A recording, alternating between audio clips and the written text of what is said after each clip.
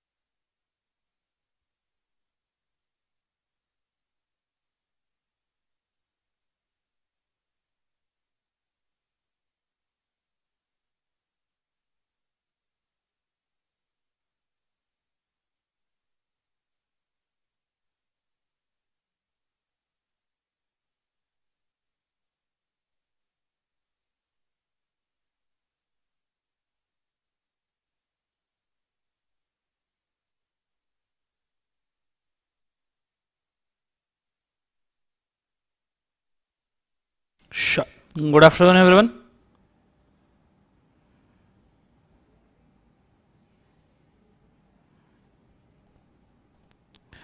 Start करें।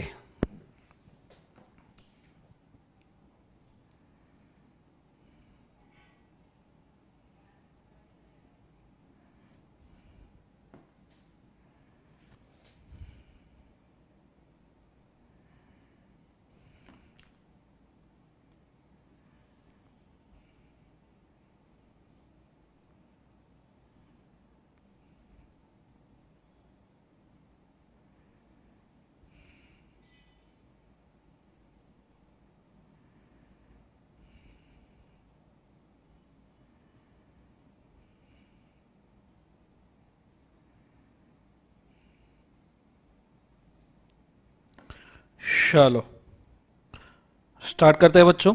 ध्यान देना बोर्ड के ऊपर, कॉन्सेंट्रेट करना अच्छे से।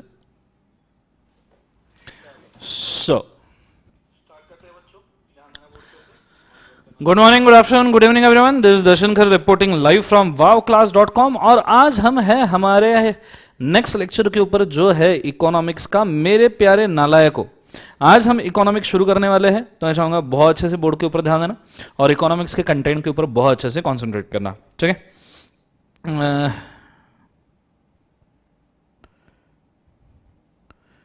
वाव प्लेयर के ऊपर आज लेक्चर नहीं ले रहे क्योंकि इकोनॉमिक्स के कुछ पहले डेमो लेक्चर्स हैं जो हमको यूट्यूब के ऊपर डालने हैं, इसलिए यूट्यूब पे ले रहे हैं। तो पहले 3-4 लेक्चर हम यूट्यूब पे ही डालने वाले हैं, तो आपके इकोनॉमिक्स के लेक्चर मेनली यूट्यूब के ऊपर ही होंगे। आज बालों को क्या हो गया मेरे को भी नहीं पता, जिंदगी के अंदर जो भी हुआ होगा कोई फर्क नहीं पड़ता जिंदगी में, ठीक है। चलो आ जाइएगा, इस स्टार्ट करते हैं। आज हम शुरू करने वाले हैं इकोनॉमिक्स से, और आज हम इकोनॉमिक्स के एकदम बेसिक्स से शुरू करने वाले हैं, ठीक है। तो जिनको मेरे बारे में नहीं पता, मेरा नाम है दर्शन खरे। वैसे तो लाइव स्ट्रीम वालों को सबको पता होगा, मेरा नाम है दर्शन खरे। मैंने सीए किया है, सीएस किया है, बीकॉम भी किया है, और बीकॉम किया है मैंने, और 1-1.5 साल तक मैंने जॉब किया था।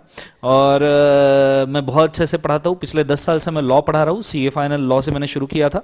पिछले 6-7 साल से मैं सीए इंटर लॉ पढ़ाता हूँ, और पिछले नियरली यू कैन से 2-3 सालों से हम सीए फाउंडेशन पढ़ा रहे हैं, ठीक है। मैं सीए फाउंडेशन में लॉ लेता हूं। साथ में इस बार से मैंने ये भी शुरू किया है कि मैं इकोनॉमिक्स पढ़ाऊंगा, बहुत दिल से पढ़ाऊंगा, बहुत ताकत से पढ़ाऊंगा, और उसी चीज का आज हम लेक्चर देखने वाले हैं, ठीक है। तो ये सब चीजें अब साइड में रखते हैं, आ जाते हैं इकोनॉमिक्स के ऊपर। नाउ सवाल उठता है कि ये इकोनॉमिक्स बेसिकली किस तरीके से हमें पढ़ना है, इकोनॉमिक्स का मतलब क्या होता है। मैं आपको इकोनॉमिक्स का इंडेक्स बताऊंगा, इकोनॉमिक्स के अंदर चैप्टर कौन कौन से है वो बताऊंगा, इसका किस तरीके से डिस्ट्रीब्यूशन है मार्क्स का ये भी बताऊंगा। ये सब चीजें आज हम डिस्कस करेंगे रिगार्डिंग इकोनॉमिक्स। पर जरूरी ये है कि हम पहले ये समझे कि इकोनॉमिक्स है क्या। नॉर्मली फर्स्ट लेक्चर के अंदर सब लोग आपको चैप्टर्स बोलते हैं, फिर आपको बोलते हैं कि इसका मार्क्स का वेटेज ये है, एक्सेट्रा एक्सेट्रा एक्सेट्रा। बट मुझे ऐसा लगता है द प्राइमरी नीड इज कि आपको इकोनॉमिक्स ये वर्ड ही समझ में आए। अगर आपको इकोनॉमिक्स ये वर्ड ही समझ में नहीं आया तो फिर मैं आपको नंबर ऑफ चैप्टर या नाम ऑफ चैप्टर बोल के क्या करूं, या उसके मार्क्स का वेटेज बोल के क्या करूं, ठीक है। सो नॉर्मली सब जने बोलते हैं कि इकोनॉमिक्स के अंदर इतने चैप्टर है, ये है, वो है, फलना है, ढकना है, ढिमाका है, एक्सेट्रा एक्सेट्रा है। पर हम सबसे पहले जो आज शुरू करने वाले हैं वो है कि ये इकोनॉमिक्स वर्ड क्या है, ये इकोनॉमिक्स क्यों है, और ये हमारी जिंदगी को जहन्नुम बनाने के लिए सीए फाउंडेशन लेवल पे काहे को आया, मतलब क्यों जरूरत है इसको पढ़ने की। क्या सर वो पहले जो 2-3 सब्जेक्ट थे वो कम थे, उसमें भी अब इकोनॉमिक्स उसको भी तोड़ के बीसी के बना दिया है। मतलब जिंदगी के अंदर बोले 4 सब्जेक्ट जाते हैं, पेल हमको रहे हैं ये नियरली 7 सब्जेक्ट। हाँ बराबर है ना। अकाउंट्स वो तो by God's grace account divide नहीं हुआ है, लॉ को डाल दिया है बीसीआर के साथ, इकोनॉमिक्स को डाल दिया बीसीके के साथ, वो मैथमेटिक्स स्टैटिस्टिक का तो साथ कभी जिंदगी में छोड़ता ही नहीं है। बचपन का प्यार मेरा भूल नहीं जाना रे करके वो अभी तक के वैसा ही चलता आ रहा है। मतलब मैथमेटिक्स स्टैटिस्टिक हमारे समय से, हम जब से सीए कर रहे तब से अभी है। जान मेरी जाने मन, बचपन का प्यार मेरा भूल नहीं जा। आजकल ये गाना तो ख्वाबों में भी बजता है, मेरे सपनों में, डरावने सपनों में आता है आजकल ये गाना मेरे। क्या क्या मतलब जिंदगी में क्या बोलूं मैं आपको, जाने दो, ठीक है। सो चैप्टर फलना ढिमाका कोर्स कितना एक्सेट्रा एक्सेट्रा सब देखेंगे। पहले एक वर्ड के साथ थोड़ा सा एक्लेमेटाइज हो जाते हैं, अकस्टम्ड हो जाते हैं कि ये इकोनॉमिक्स मतलब क्या है, क्या जरूरत है ये इकोनॉमिक्स की, ये हम काहे को पढ़ रहे हैं, क्या हमारी जिंदगी पहले अच्छी नहीं थी जो अभी हम वापस से जिंदगी में इकोनॉमिक्स पढ़ने आ गए जिंदगी में। तो आज का सबसे पहला सुझाव, मतलब सिलेबस कोर्स कंटेंट सब बोलूंगा, बट सबसे पहली चीज बोलना चाहूंगा भैया इकोनॉमिक्स मतलब क्या है। क्योंकि इकोनॉमिक्स समझेगा तो चैप्टर के नाम समझेंगे, हम उसको क्यों पढ़ रहे हैं वो समझेंगे, हमारे सिलेबस में क्यों आए ये समझ में आएगा, ठीक है। चल शुरू करते हैं। कॉन्सेंट्रेट करना अच्छे तरीके से, बड़े अच्छे से ध्यान देना। किसी यस जैन ने यहां पे कमेंट डाला, economics is a branch of science that deal with the central problem of an economy. मस्त, बहुत बढ़िया यस जैन बेटा, शानदार, तुमको 21 तोपों की सलामी दी जाएगी, पर इससे कोई फायदा नहीं है, ठीक है। अपन वो वाले लोग नहीं है जो रट्टू तोते की तरह या पोपट की तरह दनादन डेफिनेशन रट ले और दे दनादन लिख डाले ना। दिल से समझना, अंदर से समझना बहुत जरूरी है, ठीक है। जब आपको अंदर से समझेगा तो ऑटोमेटिकली पेपर पे आएगा, ठीक है। जब आप सिर्फ रटोगे तो ना अंदर से आएगा ना बाहर से आएगा। इसलिए शुरू करते हैं विद द वर्ड इकोनॉमिक्स। ये इकोनॉमिक्स वर्ड क्या है, ये इकोनॉमिक्स हमारी जिंदगी में क्यों आया, हमने ऐसा क्या पाप कर दिया था जो इकोनॉमिक्स को हमको झेलना पड़ रहा है। अच्छा, बाकी सब चीजें बाद में, बाकी सब चीजें बाद में। मेरा एक ही सवाल है, बचपन में कभी नानी के घर गए हो? अभी इकोनॉमिक्स वगैरह तो पढ़ेंगे बे, पहले तो मुझे तुम ये बताओ, बचपन में कभी नानी के घर गए हो को? आज अपन बचपन के प्यार के ऊपर ही बात करने वाले। जान मेरी जान, वो बचपन में नानी के घर जाते थे आप, उस घर के बाजू में एक मस्त सी छोटी सी सुंदर सी क्यूट सी लड़की रहती थी जो आपके साथ बचपन में खेला करती थी, और तुम वही गाना गाते थे, जान मेरी जाने मन बचपन का प्याल मेला भूल नहीं दाना ले। मतलब यहाँ इनके डायपर संभल नहीं रहे जिंदगी के अंदर, अच्छे से डायपर नहीं संभल रहे और ये गाने गा रहे हैं जान मेरी जाने मन। ठीक है, तो अबे डायपर तो ठीक से पहन लो, बाद में जान मेरी जाने मन करना। पर तुम बचपन में कभी गए हो, नानी के घर गए हो? पहले मुझे ये बताओ, जिंदगी के अंदर बचपन में कभी नानी के घर गए हो? सर बचपन में नानी टपक गई थी। बीरेंद्र कुमार जरा थोड़ा थोड़ा इज्जत से, नानी है वो, ठीक है माना मैंने, नानी के ऊपर लोग बहुत सारी गालियां देते हैं, नानी की टांग वगैरह, बट अपनी नानी है तो थोड़ा नानी टपक गई बोले। अब ये कोई बोलने का तरीका है? हमारे नानी गुजर गए, ठीक से बोला करो जिंदगी के अंदर। बचपन में नानी के घर जाते थे, चलो बहुत बढ़िया। बचपन में आप जब नानी के घर जाते थे तो नानी के घर तो मतलब नानी का तो भाई साहब एक सिंपल उसूल बनता था कि घर में जितना खाना है, हमारे नानी का एक बहुत सिंपल उसूल था कि हमारे घर में जितना खाना है ये पूरा मेरे पोते को पकड़ूंगी, मेरे पोती को पकड़ूंगी और ठूस ठूस के खिलाऊंगी। ये एकदम ऐसा आया था यहां पे, ऐसा एकदम ऐसा पतला दुबला सा आया था, इसको मैं ऐसा करके नहीं भेजी ना तो मेरा नाम नानी करके बदल देना। ऐसा था नानी का। नानी के जिंदगी में एक ही एजेंडा है, नानी की जिंदगी में दूसरे कोई एजेंडा होते नहीं है। नानी के जिंदगी में एक ही एजेंडा होता है, पहले तो जब बेटी आए उसको पकड़ के ठूस के खिलाना, और बेटी के जब बच्चे हो जाए तो उनको भी पकड़ के ठूस के खिलाना। नानी का बस यही एजेंडा है। तो नानी के घर तुम गए, नानी ने तुमको बहुत अलग अलग 10 दिन के लिए गए थे, छोटे मोटे डेज के लिए तो नानी के घर जाते नहीं है ना, तो 10 दिन के लिए गए थे, नानी ने ठूस के तुम्हारा वजन बढ़ा के रख दिया 20, 25, 50 किलो से। तुम एकदम मोटे हो गए, तुम खुश हो गए जिंदगी में, अरे वाह नानी, इसलिए तुम नानी के घर जाते हो ठूस के खाने के लिए बचपन में, और क्या चाहिए था तुमको। और वो छोटी सी बचपन का प्यार वाली लड़की, उसको तुम गिनते भी नहीं थे, क्योंकि तुम तब बचपन में तुमको घंटा नहीं समझ में आता था कि ये लड़की जब बड़ी होगी तो इसको पटाने के लिए एफर्ट्स करने पड़ेंगे, इसलिए तुमने उस वक्त भी दिमाग नहीं लगाया। ठीक है, उसे तब तुम वाले लड़के खेलने के लिए बस, जब वो बड़ी हुई, जब तुमने उसके फोटो देखे तब तुम्हारा प्यार जगा, बचपन का प्यार मेला भूल नहीं, तब तुम्हारा प्यार जगा। तो तुमको तो नानी के घर पे एक ही इंटेंशन था कि मैं ठूस के खाऊंगा, मेरा पेट भरूंगा, मेरी मतलब इतना खाऊंगा जिंदगी में, नानी जितना खिला सकती उससे ज्यादा खाऊंगा। और वो लड़की को तुम गिनते भी नहीं थे, ठीक है, वो तो सिर्फ खेलने मिलने आती थी इसलिए तुम खेल लेते थे, घर खेलते थे, डॉक्टर अरे नहीं सॉरी, वेरी सॉरी, अरे डॉक्टर घर खेलना मतलब तुम अच्छा सोचो जिंदगी के अंदर, वो घर डॉक्टर मतलब अरे तुम अच्छा वाला डॉक्टर और घर सोचो जिंदगी। तुम ना हमेशा अलग अलग लाइन के ऊपर जिंदगी के अंदर चले जाते हो, ये बहुत ही गलत बात है। ठीक है, ये ऐसी चीजें तुमने जिंदगी में बिल्कुल नहीं करनी चाहिए। ठीक है, सो नानी के घर जाते थे, नानी तुमको ठूस के खिलाती थी।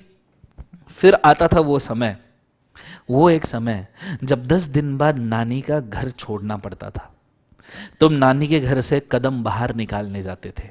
वो समय आता था और पहले रात से तुम बेचैन, पहले ही दिन से 24 घंटे पहले से तुम बेचैन हो जाते थे, यार कल जाना है, यार कल जाना है। जितने भी कजन्स वगैरह है सब वो ट्रॉमा में बैठे, लास्ट का दिन 24 घंटे तो सब कोमा में ही रहते थे, कल जाना है, कल जाना है, कल जाना। फ्रस्ट्रेशन आता था। 2 बार तो तुम मम्मी को बोल चुके रहते थे कि मम्मी यार कल नहीं जाना प्लीज, मम्मी मेरे को थोड़ी दिन और रहने दो। कजन्स को बोलते थे यार लंबी जुदाई। ठीक है, तो ऐसा सिचुएशन होता था। और वो जो लड़की है जिसको तुम गिनते नहीं थे, जिसके साथ तुम घर डॉक्टर खेलते थे, उसको भी तुम बोल दो यार मैं कल जा रहा हूं एक्सेट्रा। तो 24 घंटे पहले से आदमी ट्रॉमा में। पर उस ट्रॉमा के साथ में वो जो ट्रॉमा रहता ना, वो दुख दर्द वाला एटमॉस्फेयर जो था ना नानी के घर का, लास्ट 24 घंटे का जब तुम घर के लिए निकल रहे हो, उस वक्त एक छोटी सी चीज की खुशी भी होती थी, एक छोटी सी चीज की खुशी होती थी। और वो छोटी सी चीज होती थी कि जब मैं घर से बाहर निकलूंगा तो नानी खुद के बटुए में से ऐसे तुमको 1500 की पत्ती निकाल के देगी। हाय, बस उसी के लिए तो 10 दिन हम वेट करते थे कि नानी बटुए में, मतलब ठूस के तुमको खिलाया, तुम्हारा पॉटी सुसु सब जिंदगी में साफ किया उन्होंने, तुम मतलब डायपर वगैरह सब, मतलब उसके ऊपर तुमने खा पी के नानी के घर का पूरा तंबू बना दिया, ठीक है, जिंदगी में वहां उनकी जिंदगी झंड कर दी, पर नानी का प्यार देख रहे हो तुम। नानी बटुए में से पैसा निकाल के तुमको, एंड में तुमने उसकी जिंदगी झंड कर दी, वो चक्कर में भी नानी तुमको बटुए में से पैसा निकाल के देती है। प्यार भाई, प्यार। प्यार को समझो, बचपन का प्यार मेला भूल, वो लड़की बचपन का प्यार नहीं, बचपन का प्यार तो नानी का घर था बेटा। तो नानी ऐसे बटुए में से तुमको पैसा निकाल के देती थी, बराबर है। उसके लिए तुम 10 दिन से राह देखते रहते थे। तो ये 24 घंटे का जो ट्रॉमा है, जो ये 24 घंटे का आपका एंड वाला लाइफ है, उसके अंदर एक सूरज की किरण होती थी कि भाई जाते वक्त पैसा मिलेगा, जाते वक्त पैसा मिलेगा, ठीक है। और उस चक्कर में तुम इतने होशियार, तुम इतने नालायक थे, मेरे को मालूम है तुम इतने नालायक थे, जब जाने का समय निकलता था ना, तो तुम जानबूझ के घर में जितने लोग हैं उन सबके पैर पड़ते थे, मेरे को मालूम है। वैसे तुमने 10 दिन में कभी पैर नहीं पड़ा। नानी तुमको बुलाती थी, अरे मेरे साथ बैठ जा, भजन गा ले, तुम बोलते थे हे नानी मैं नहीं बैठूंगा। लेकिन तुम्हारे अंदर एकदम श्रद्धा, आस्था, अर्चना, आकांक्षा, अपेक्षा, पूजा, आरती, ये सब जाग जाते थे जिस दिन तुमको वापस जाना रहता था, हाँ ना। जितने भी ये चीजें एक साथ जागते थे और तुम सबके पैर पड़ते थे, सब जो मिले उसके पैर, जो मिले उसके पैर। भैया इधर नाना के पैर, फिर नानी के पैर, फिर माँ बाप के पैर, फिर उनके बच्चों के पैर, फिर वॉचमैन के पैर, फिर दूध वाले के पैर, फिर पेपर वाले, सबके। उस दिन सवेरे से तुम जो पैर पड़ना शुरू करते थे, एंड तक के तुम्हारा पैर पड़ना रात तक खत्म ही नहीं होता था। और उसमें तुम नानी के पैर जब पड़ते थे ना, तो इतना स्लो मोशन में पड़ते थे, इतना स्लो मोशन में पड़ते थे कि नानी को पूरा समय मिले उसके बटुए में से पैसा निकाल के तुमको देने के लिए, पूरा समय नानी को मिले कि ऐसे बटुए में से पैसा निकाले और तुमको दे। समझ, इतना स्लो मोशन में तुम नानी के पैर पड़ते थे कि नानी, पहले तो आंखों में तुम्हारे रुपीस चमक रहे, डॉलर चमक रहे, वो नहीं क्या कार्टून की आंखों में डॉलर वगैरह चमकते रहते हैं, वैसे तुम्हारे आंखों में डॉलर चमक रहे। तुम नानी को आस से देखते हो, आशा से देखते हो, अपेक्षा से देखते हो कि यही वो है जो मेरे को पैसा देगी। समझ में आ रहा है जिंदगी में तुमको। और फिर तुम नानी के पैर पड़ते, नानी नानी वही, नानी पैसा पैसा, नानी दो, है ना। ऐसे धीरे धीरे तुम स्लो मोशन में पैर पड़ते थे। फिर नानी का दिल तो नानी का दिल है, जिंदगी में इतना सारा तुमको ठुस ठुस के खिलाया है, तुमने उनकी जिंदगी बर्बाद कर दी, बट फिर भी नानी निकालती है ऐसे मस्त 500 रुपए की पत्ती, और ऐसे नानी तुमको देने जाती है, और एकदम से तुम्हारा जमीर जाग उठता है। हालांकि वो जमीर नहीं जाग उठता है, वो ओवर एक्टिंग जाग उठती है। नानी ऐसे 500 रुपए निकाल के देती है और तुम्हारी ओवर एक्टिंग, नहीं नहीं नानी, नहीं नहीं नहीं नानी, नानी नहीं नहीं नानी, नानी नहीं नहीं नहीं नहीं। और फिर तुम मम्मी पापा की तरफ देखते हो कि मम्मी पापा डांट तो नहीं रहे मेरे को, ठीक है। तो नानी नहीं नहीं, मम्मी पापा की तरफ नहीं नहीं नानी, नानी नहीं नहीं नानी नहीं नहीं, मम्मी नहीं बोल रही, नानी नहीं। फिर मम्मी बोलते नहीं, काय को जरूरत है, तूने इतना किया, इनके लिए खिलाया पिलाया, जिंदगी तूने, इन्होंने तुम्हारी झंड कर दी, क्यों इनको फिर भी पैसा दे रहे हो, ये तुम्हारे वजह से ही बिगड़ रहे, ये तुम्हारे आदतों की वजह से बिगड़ रहे, चॉकलेट खाना शुरू करता। मम्मी तो इतनी चीजें वहां पे लिस्ट में गिरा देगी जितनी तुमने जिंदगी में खाई भी नहीं होगी, चॉकलेट, कैडबरी, जेम्स, ये वो, झंड, पानी पूरी, सब सब लसन, सब सब गिना देगी मम्मी, जो तुमने जिंदगी में खाया भी नहीं, टेस्ट भी नहीं किया होगा, ऐसी चीजें भी मम्मी वहां गिना देगी। तुम बोलते हो मम्मी आ रहा पैसा, आने देना जेब में, तुम मन में सोचते हो अरे घर में पैसा आ रहा है जेब में, आने देना, काहे को नहीं बोल रही है मम्मी तू, पर मुंह पे नहीं नानी नहीं नहीं नहीं नानी नहीं। पापा को कोई पड़ी नहीं होती, पापा बोलते जो इनका करना है तेरी जिंदगी के अंदर, हाँ है ना। सो मम्मी नहीं नहीं बोलती है, नानी बोलती रख लेना तू, नानी नानी नानी का प्यार है भाई, नानी रख लेना तू, जाने देना, छोटा है चॉकलेट खाएगा, रख लेना तू, अरे तू यहाँ खिलाए तो क्या, मेरा ही तो पोता है और मेरे को पैसों का क्या करना है, ये रख लेना तू। तुम नानी नहीं, नानी नानी नहीं, प्लीज नहीं नानी नहीं। और एंड में जैसे तैसे तुम यहां चाहते क्या हो, तुम क्या चाहते हो कि तुम खुद के हाथ से पैसा लेके जेब में नहीं डालोगे, नहीं तो मम्मी तुम्हारे कान के नीचे बजाएगी। जैसे तुमने हाथ में पैसा लिया और जेब में डाला, मम्मी आएगी कान के नीचे बजाएगी, पैसा निकाल लेगी, ठीक है। तो तुम चाहते क्या हो कि नानी पैसा दे और सीधा तुम्हारे जेब में डाले, सीधा तुम्हारी जेब में डाले। तो नानी ने लिया और पैसा तुम्हारे जेब में डाल दिया। किस्सा याद आया सबको, किस्सा याद आया क्या, मुझे बताओ, ये वाला किस्सा याद आया क्या, आंखों में डॉलर चमके, याद आया वो समय, याद आया वो समय। हे भगवान, हे मां शक्ति, मां, पेन नहीं चल रहा जिंदगी में, किस्सा याद आया क्या। ये तो सबने किया ही होगा लाइफ में, तुम्हारे लाइफ में तो ये हुआ ही होगा।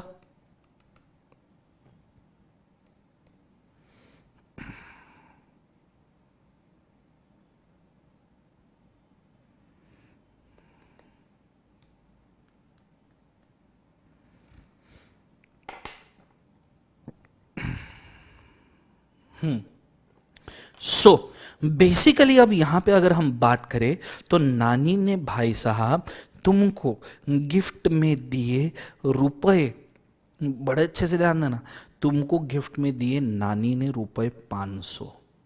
500 रुपए, अबे ये 500 रुपए में ना, ये मालूम जेफ बेजोस और एलॉन मस्क की औकात नहीं है इसको मीट करने की। होंगे वो दुनिया के अमीर आदमी, बट जब ये 500 रुपए अपने जेब में होते हैं, अपनी दुनिया के अमीर आदमी। कभी कभी तो लगता है अपन ही भगवान है, ठीक है, वो नहीं क्या, कभी कभी तो लगता है अपन ही भगवान है। तो ऐसे तुमको ऐसे भगवान जैसा फीलिंग आता है, जेब में 500 रुपए, हाउ 500 रुपए, how I am the richest person in entire world. तेल लेने गया जेफ बेजोस और Elon Musk, I am the richest person, 500 रुपए, ठीक है। ऐसे तुम तो छाती चौड़ी करके घूमते थे, 56 इंच का सीना।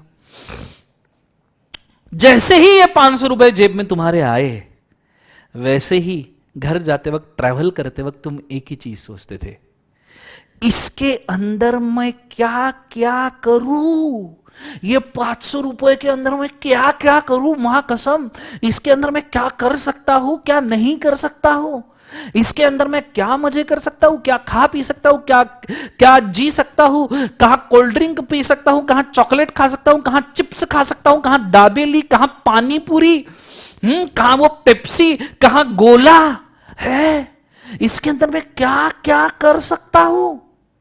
ये तुम यहां सोचना शुरू कर देते हो जिंदगी के अंदर, 500 रुपए में मैं क्या क्या करूं, कहां जाके वीडियो गेम खेलूं, कहां दोस्तों के साथ पैसा उड़ाऊं, ये सब तुम यहां सोचना शुरू करते हो बच्चों। ये सब तुम्हारी सोच यहां पे शुरू होती है कि इसके अंदर मैं क्या क्या करूंगा, क्या क्या खाऊंगा। तो तुम एक लिस्ट बनाते हो कि इसके प्रोबेबल चांसेस क्या क्या है, मैं इसके अंदर क्या क्या कर सकता हूं। ए मां शक्ति, ये पेन क्यों बंद पड़ रही जिंदगी में आज।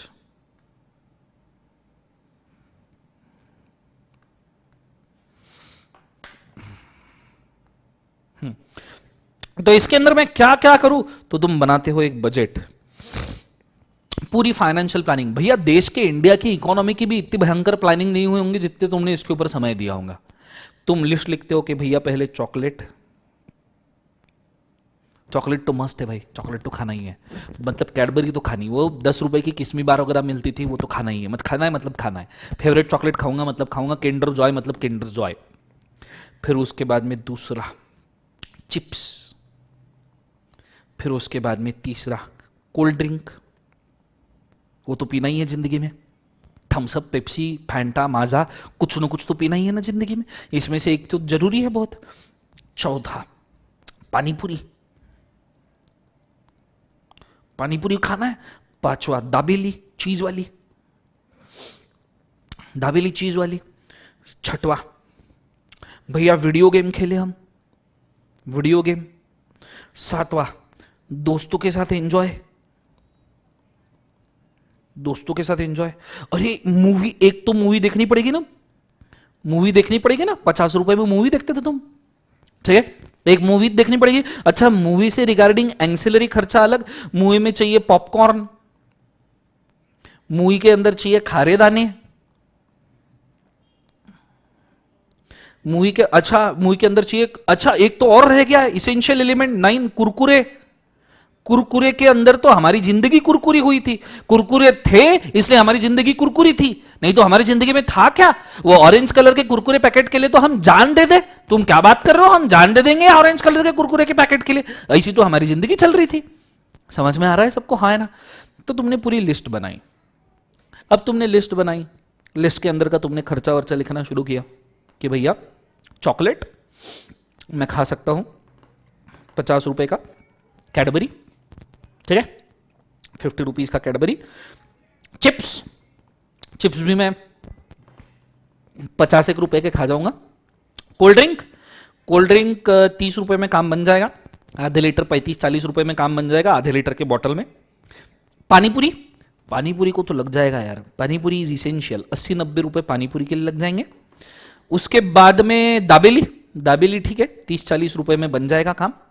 फिर वीडियो गेम पार्लर, यार नहीं इसके लिए तो 100 रुपए लग जाएगा, ये तो कम से कम 1-2 बार खेलना पड़ेगा ना रेंट पे लेके, तो जाके जिंदगी में मजा है, फिर लगेगा नानी के घर जाके आया हूं।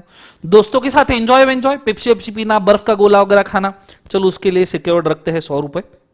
फिर तुम सोचे मूवी, यार मूवी में पॉपकॉर्न वॉपकॉर्न खा के ना नियरली कटेगा भाई, 100-150 रुपए वहां पे लग जाएंगे, 150 रुपए मूवी के। फिर कुरकुरे, कुरकुरे नहीं छोड़ेंगे भाई साहब, 50 रुपए के कुरकुरे खा जाएंगे हम। फिर तुमने सबका टोटल किया कि भैया कितना हमको टोटल बजट जा रहा है, ठीक है, कितना बजट, 50-50 100 और ये देखो ये 100 और 100 200, 100 300 और 200 500 हो गए, 500 फिर हो गया 620 और ये लग रहे हैं टोटल 660 रुपए।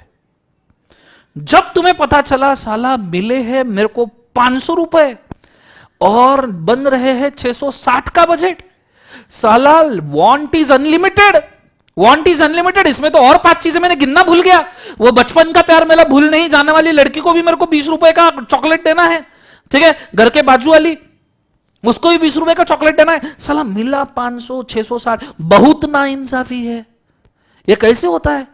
फिर तुम सोचते हो यार साला इसमें से मैं क्या कट कर सकता हूं, कहां पैसा बचा सकता हूं कि भैया मिनिमम रिसोर्सेज में मैक्सिमम आउटपुट 500 रुपए, मैक्सिमम सेटिस्फैक्शन लेवल कहां से मैं ले सकता हूं। तो तुमने फिर सोचना शुरू कर दिया कि यार एक काम करता हूं, ये कोल्ड ड्रिंक है ना ये यहां से गायब कर देता हूं, कोल्ड ड्रिंक दोस्तों के साथ एंजॉय कर लूंगा, ठीक है। ये पानी पूरी के लिए ये जो अपन ने पैसा अलॉट किया है ना, ये पानी पूरी में ना अपन 2 ही प्लेट खाएंगे, एक अपन पानी पूरी खाएंगे और दूसरा अपन उसके साथ में पानी पूरी के साथ में दही पूरी खा लेंगे, बात खत्म हो जाएगी, उससे ज्यादा अपने को कुछ चाहिए नहीं, उतनी इसमें पेट भी भर जाएगा। फिर तुम बोले दाबेली, यार पानी पूरी खा लेंगे तो दाबेली की जरूरत क्या है, दाबेली गायब, दाबेली नहीं चाहिए। फिर तुमने सोचा यार ये मूवी वगैरह है ना, ये मूवी के अंदर चलो ठीक है सिर्फ पॉपकॉर्न खा लेंगे, 50 रुपए का टिकट निकाल लेंगे, सामने बैठ जाएंगे, थोड़ा सा फ्रंट स्क्रीन ऐसे ऊपर देख के, पीछे बैठ के कोई फायदा नहीं है, काम करते मूवी का बजट रिड्यूस करते हैं -50 रुपीज। तो तुम देखो तुम्हारी अनलिमिटेड जो वांट है ना उसको रिड्यूस करके ला रहे हो लिमिटेड वांट में, एकदम लिमिटेड वांट में। भैया यही इकोनॉमिक्स है, यही इकोनॉमिक्स है, इसी को इकोनॉमिक्स कहते हैं। ये तो तुमने सिर्फ तुम्हारे साथ किया, इसको आप देश के साथ कर दो, कंपनी के साथ कर दो, फर्म के साथ कर दो, पब्लिक के साथ कर दो, इंडिविजुअल के साथ कर दो, दुनिया के साथ कर दो, राष्ट्रों के साथ कर दो, ये इकोनॉमिक्स हो जाएगा। ये तुम्हारा बचपन का इकोनॉमिक्स है, जान में ली जाने मन, बचपन का इकोनॉमिक्स भूल नहीं जाना ले। वो जो बचपन का इकोनॉमिक्स है उसी को जब तुम थोड़ा सा बड़ा करके फैमिली को लगा दोगे तो बन जाएगा फैमिली इकोनॉमिक्स, उसी को थोड़ा बड़ा करके जॉइंट फैमिली को लगा दोगे बन जाएगा जॉइंट फैमिली इकोनॉमिक्स। बस चीजें चेंज होगी, पैसा लिमिटेड रहेगा, वांट अनलिमिटेड रहेगी। 2 चीजें कांस्टेंट है, पैसा लिमिटेड, वांट अनलिमिटेड, आमदनी अठन्नी, खर्चा रुपया, ये फिक्स है। इसी को इकोनॉमिक्स कहते हैं कि दिए गए प्रॉपर बजट के अंदर आप चीजें मैनेज करके मैक्सिमम सेटिस्फैक्शन कहां से लेते हो, दैट इज कॉल्ड इकोनॉमिक्स। इसको अगर आप लगा दोगे बड़े होने के बाद आपके खुद के फैमिली में, तो आप सोचोगे भैया मेरी 80,000 की पगार है, भैया 20,000 रुपए राशन के लिए लगते हैं, 20,000 रुपए रेंट के लिए लगते हैं, 20,000 रुपए नया घर लेने वाला हूं उसके EMI के लिए लगेंगे, पेट्रोल वेट्रोल का खर्चा 10,000 एक्स्ट्रा, हो गया मेरा इकोनॉमिक्स खत्म। इसी को जॉइंट फैमिली में लगा देंगे, भैया 4 फैमिलीज है, राशन का खर्चा 80,000 लगने वाला है, तो ये भाई साहब देंगे अपने को 80,000, फिर उसके बाद में घर के रेंट के लिए लगने वाला है 70,000, तो दूसरे भाई साहब देंगे 70,000, जॉइंट फैमिली है ना। उसके बाद में हमको साफ सूफ मेंटेनेंस वगैरह के लिए लगने वाला है 50,000, तो तीसरे भाई साहब छोटे भाई साहब देंगे 50,000। इकोनॉमिक्स है भाई। इसी को उठा के तुम अगर गणेशोत्सव मंडल, अभी गणपति आ रहे हैं ना, गणेशोत्सव मंडल में लगा दो, दुर्गा माता के मंडल में लगा दो, तो वर्गणी इकट्ठा करते हैं, वर्गणी का पूरा बजट बनता है कि भैया इस बार वर्गणी जमा हुई है भैया 50,000 रुपए, 50,000 रुपए में से मंडप बनेगा भैया 20,000 रुपए का, उसमें से प्रसाद आएगा भैया 10,000 रुपए का, उसमें से गणपति का डेकोरेशन 10,000 रुपए का, उसमें से लोगों को प्रसाद बांटना है, फिर डीजे लाना है, एंड डे पे नाचना है, सब मिलके भैया ये 50,000 रुपए में हो जाएगा। वांट अनलिमिटेड है। पैसा बजट लिमिटेड, इकोनॉमिक्स गणपति मंडल का, मोहल्ले का इकोनॉमिक्स, इसी को उठा के लगा दो तो सेट के अपनी सिटी के लिए तो जो म्यूनिसिपल कमिश्नर म्यूनिसिपल कलेक्टर वगैरह रहते हैं वो डिसाइड करते हैं भैया कितना अपने पास पैसा आया इस बार, 500 करोड़ आया है क्या, ओके बात है, 500 करोड़ में से एक काम करो ये तुम 50 करोड़ वाला रोड बनवा दो, एक काम करो 150 करोड़ वाला ब्रिज बनवा दो, एक काम करो वो उधर एक म्यूजियम बनवा दो या एक आश्रम बनवा दो, एक काम करो ये इतना हो गया, बचा हुआ पैसा कितना बचा, 200 करोड़ वो हम खा लेंगे। इकोनॉमिक्स है ये, खाने का भी तो इकोनॉमिक्स ही है ना, बचा हुआ पैसा हम खा लेंगे। अरे 500 करोड़ आया ना यार, 200 करोड़ तो खाना बनता है ना, बचा हुआ बांट देंगे, उसमें भी जो लोग खाएंगे वो अलग बात है, इकोनॉमिक्स है पर। ठीक है, ये तो हो गया सिटी का, इसको लगा दो स्टेट पे, इसको लगा दो देश पे, उसको लगा दो दुनिया पे, यही इकोनॉमिक्स है। तो इकोनॉमिक्स मतलब क्या है, for human individual human needs are unlimited. एक ह्यूमन के लिए नीड अनलिमिटेड है भाई साहब, बट रिसोर्सेज लिमिटेड है, आमदनी अठन्नी है, खर्चा रुपया है। ठीक है, तो इसको मैनेज करने को कहा जाता है इकोनॉमिक्स। आपको पता है इकोनॉमिक्स ये वर्ड ये आया था रूट वर्ड से, जो रूट वर्ड था इकोनोमिया, इकोनोमिया, इकोनोमिया, जान में ली जाने मन बचपन का इकोनोमिया भूल नहीं जाना ले, तो इकोनोमिया था। इकोनोमिया का मतलब होता है हाउस होल्ड, हाउस होल्ड मतलब सब्जी राशन रेंट वगैरह कैसे हम बेयर करेंगे, कि इतने सैलरी में इतने बजट में हम इतना पैसा कहां से लाएंगे, इतनी चीजें कैसे कंप्लाई करेंगे, हाउस होल्ड एक्सपेंसेस को इकोनोमिया कहा जाता था। पर 19th सेंचुरी में एडम स्मिथ बाबा एडम स्मिथ ने इसका चेहरा मोहरा ही पलट दिया। बोले पॉलिटिकल इकोनॉमी, बोले जो तुम हाउस होल्ड में लगा रहे हो, हाउस होल्ड से बात नहीं बनेगी, देश की बात किया करो, हाउस होल्ड से बात नहीं करेगी, राज्य की बात किया करो, हाउस होल्ड से बात नहीं करेगी, राष्ट्र की बात किया करो, हाउस होल्ड से बात नहीं बनेगी, इंडिया की दुनिया की बात किया करो, दुनिया से बात नहीं बनेगी, दूसरे मंगल ग्रह की बात किया करो। ऐसे एडम स्मिथ बाबा ने पूरा चेहरा मोहरा चेंज कर दिया। बोले हाउस होल्ड में जैसे बजट बनता है, इकोनॉमिक्स बनता है, वैसे पूरे देश को, पूरी दुनिया को इस इकोनॉमिक्स की जरूरत है। क्योंकि आपने देखना, आपको शायद नहीं पता, ऐसा कहा जाता है लास्ट ईयर 2020 में पूरे दुनिया में 2 बिलियन लोगों का फूड, 2 बिलियन लोग मतलब 200 करोड़ लोगों का खाना वेस्ट गया है, 200 करोड़ लोगों का खाना वेस्ट गया है लास्ट ईयर में। और आपको शायद पता नहीं, अभी भी 25% ऑफ द वर्ल्ड पॉपुलेशन ये स्केर्स है, 25% ऑफ वर्ल्ड पॉपुलेशन को हंगर प्रॉब्लम्स है, कि उनको ठीक से खाना नहीं मिलता, माल न्यूट्रिशन है। मतलब आप सोचो, कैन यू इमेजिन कि 2 बिलियन लोगों का खाना हमने वेस्ट कर दिया, और 25% पॉपुलेशन, 7-8 बिलियन अगर पॉपुलेशन माने हम, तो 25% पॉपुलेशन को ठीक से खाना नहीं मिल रहा। यही अगर 2 बिलियन का खाना हम इन 25% पॉपुलेशन में हम डाल पाए तो दुनिया में हंगर प्रॉब्लम खत्म हो जाएंगे। साउथ अफ्रीकन कंट्री, सोमालिया, गौतमाला, वो कॉन्गो, कैसे कैसे कंट्रीज हैं, वहां पे लोगों को खाना नहीं मिलता। 7वीं का बच्चा AK-47 लेके घूमता है, जेब में रिवॉल्वर होती है पर खाना नहीं मिलता इनको, ऐसी सिचुएशन है उनकी। सो इसी को इकोनॉमिक्स कहते हैं, इसी को इकोनॉमिक्स कहते हैं कि दुनिया का या राष्ट्र का या फिर राज्य का या फिर सिटी का या फिर मोहल्ले का या फिर इंडिविजुअल का, जॉइंट फैमिली का या फैमिली का या इंडिविजुअल का या अपना खुद का एक पैसा निकालना, उसका बजट क्रिएट करना, उस बजट के हिसाब से स्पेंड करना, मैक्सिमम सेटिस्फैक्शन लेना कि सबकी नीड कंप्लीट होनी चाहिए, लग्जरी मिले ना मिले, इसी को इकोनॉमिक्स कहते हैं। सो सर सिंपल वर्ड्स में बताओ ना, इकोनॉमिक्स मतलब क्या है, what is economics, simple word में बताओ तो बच्चों तुमको मैं बोलूं, a study of how to work together to transform scarce resources.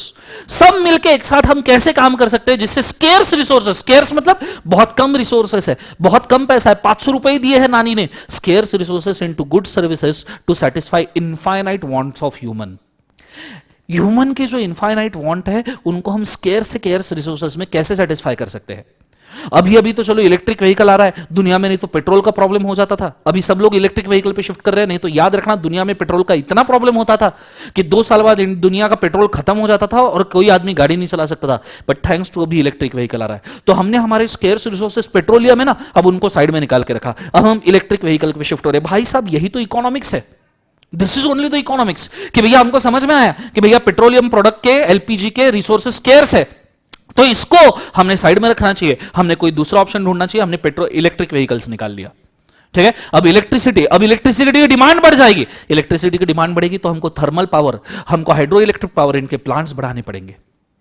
ये होता है इकोनॉमिक्स, ये होता है।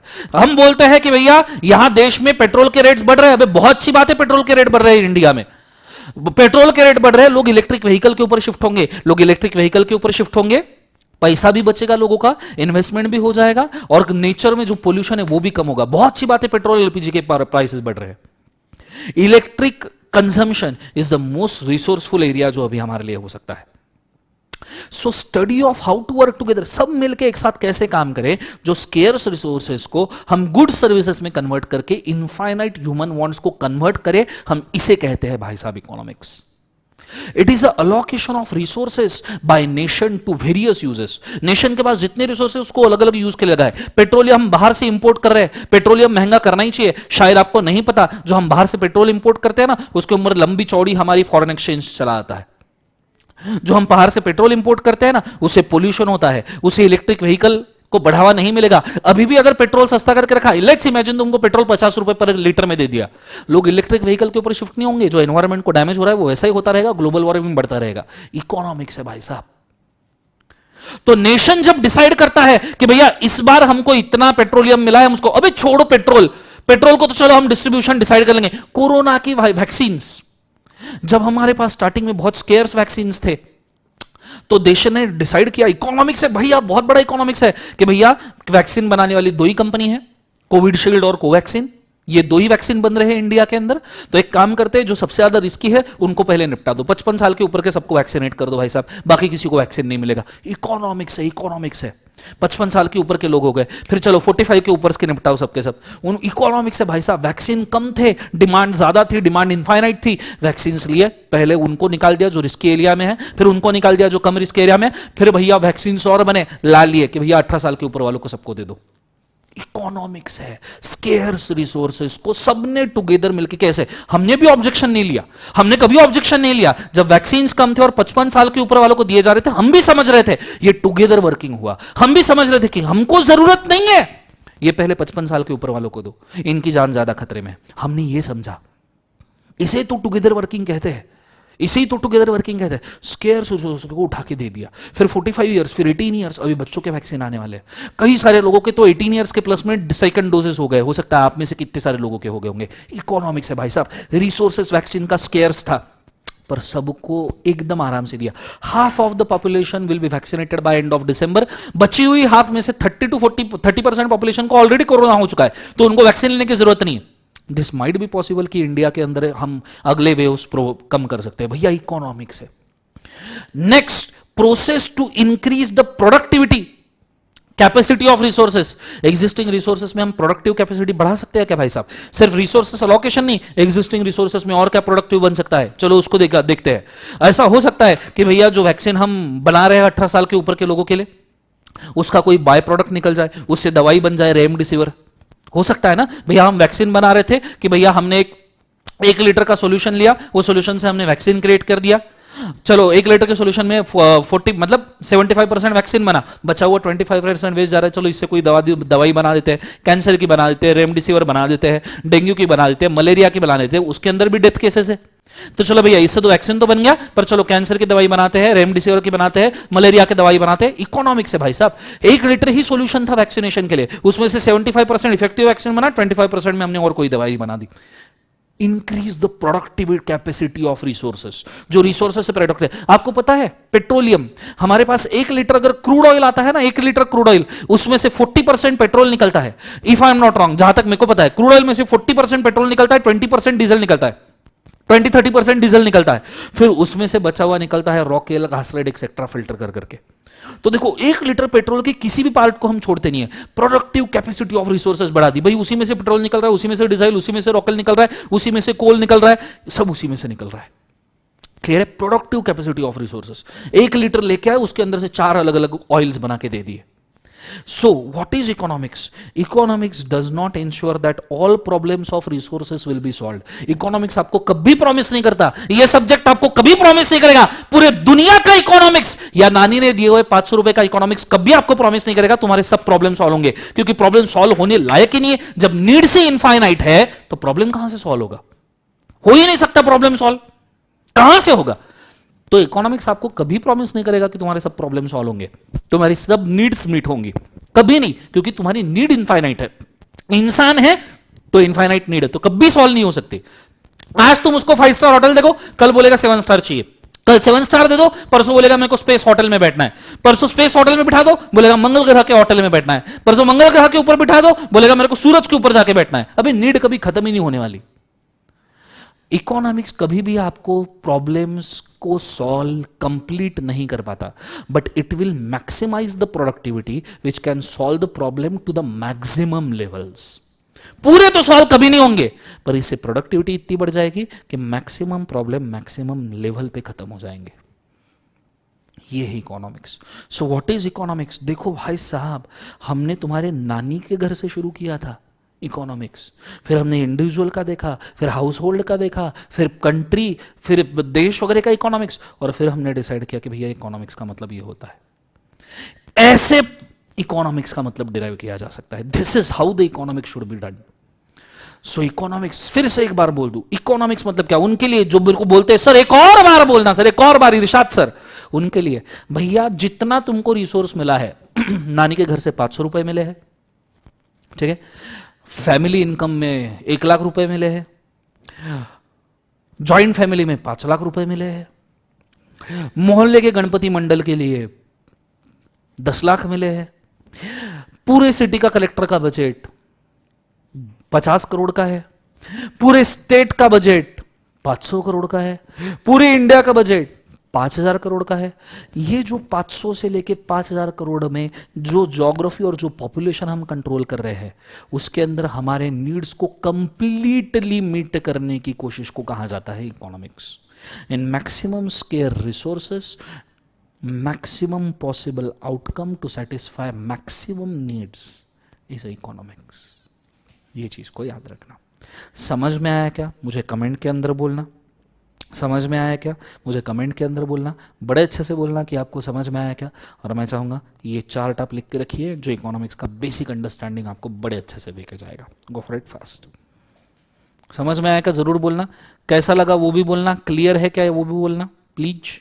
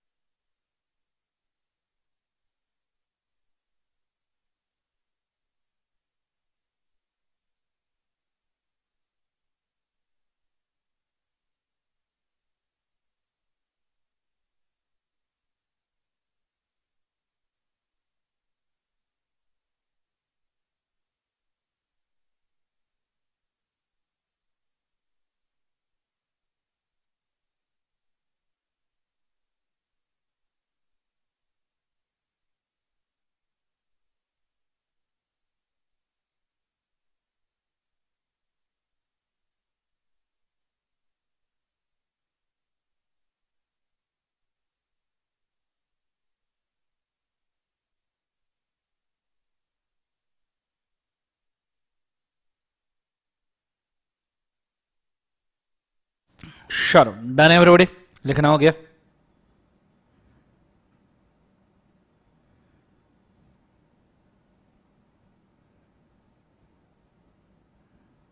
डन एवरीवन,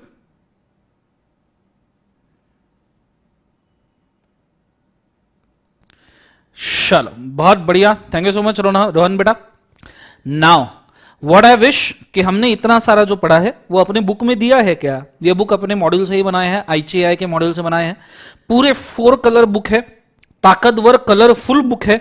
आप इसको एक बार रीड कर लोगे तो आपको समझ में आ जाएगा चीजें किस तरीके से दी गई है। ठीक है, तो आ जाइए, पूरा बोर्ड के ऊपर ध्यान देना, कॉन्सेंट्रेट करना double triple.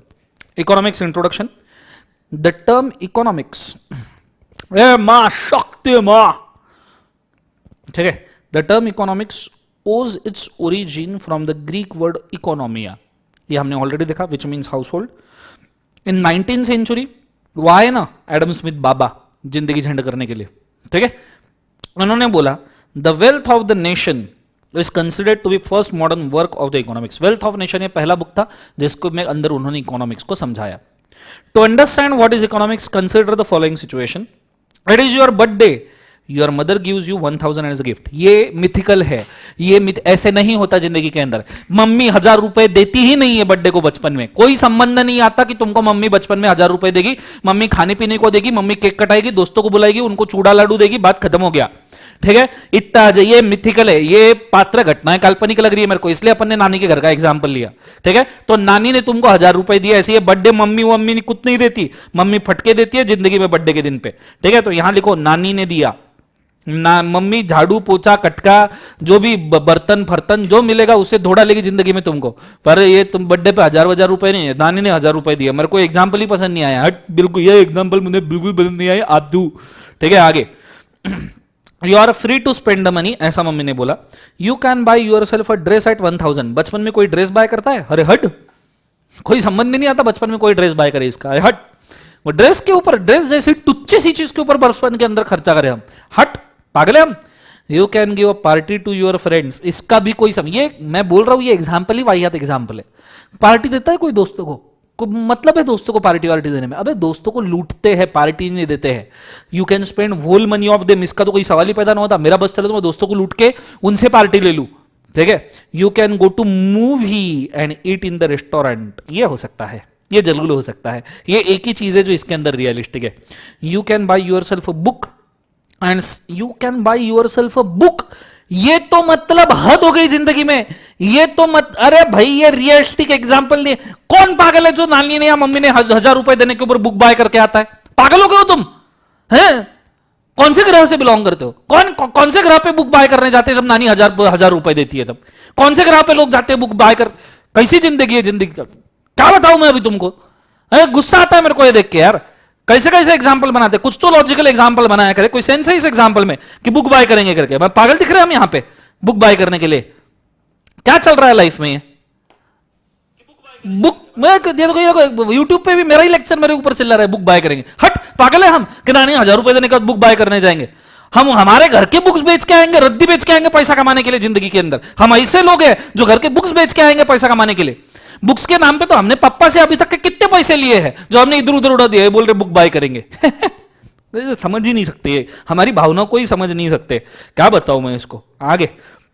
You cannot have all of them at the same time, तुम सब कुछ एक साथ नहीं कर सकते, ये जरूर सही है भाई, because you have only 1000। Now you will have to go for the options और combinations of the options, what to do. You evaluate various alternatives and choose that one gives you a greatest satisfaction. ठीक है, जो सबसे ज्यादा satisfaction देगा वो चीज तुम जिंदगी में करोगे। पहला तो किंडर जॉय भाई साहब, किंडर तुम्हें मालूम है, तुम्हें शायद इसके ऊपर भरोसा नहीं होगा, पर मैंने किंडर जॉय अभी तक के टेस्ट भी नहीं किया है। मैंने लिटरली आज तक के जिंदगी में किंडर जॉय नहीं खाया है, मैंने खाया ही नहीं है, क्योंकि हमारे वक्त हमारे वक्त किशमी बार मिलती थी। आपको यकीन नहीं होगा, मैं जब छोटा था ना तो मेरे वक्त 1 रुपए के अंदर 4 चॉकलेट मिलती थी, 1 सिंगल रुपए में 4 चॉकलेट मिलती थी, किशमी टॉफी करके। नाम भी कितना प्यारा था, किशमी टॉफी, सच्ची में ऐसा था। और उसके ऊपर का लोगो तुम देखोगे ना, तुम बोलोगे कैसा अश्लील लोगो है ये। लिटरली वो किस करने का लोगो था उसका, एक ब्लैक कलर में लेडी थी, व्हाइट कलर में जेंट्स था, किस कर रहे हो, किशमी, क्या बताऊं मैं जिंदगी में। तुम बोलोगे क्या खाते थे? अरे 1 रुपए में वो 20-20 गोलियां आती थी, ऑरेंज कैंडी, संतरा की, संतरा शेप की गोलियां नहीं रहती, 1 रुपए में 20-20 आती थी। 10 रुपए मिलता था ना घर पे तो ऐसा लगता था अपन ही भगवान है, ठीक है, ऐसा लगता था मेरे को। सर हे मेरे को नहीं पसंद वो, सोनिया को अरे बहुत बढ़िया शानदार बेटा। अभी क्या बोले, तुम किंडर जॉय के जमाने वाले लोग हो, तुम्हें क्या पता कि इसमें टॉपिक का क्या मतलब है, तो हमको पूछो, हमसे पूछो। Similar dilemma is faced by every individual, हर इंडिविजुअल का सिमिलर डिलेमा होता है, हर सोसाइटी का सिमिलर डिलेमा होता है, हर कंट्री का सिमिलर डिलेमा होता है कि उनको चॉइसेस करने पड़ते हैं। We choose to satisfy only some of our wants, leaving many other wants unsatisfied. कुछ ही जरूरतें कंप्लीट होती है, बची हुई सब जरूरतें कंप्लीट नहीं होती है, ठीक है।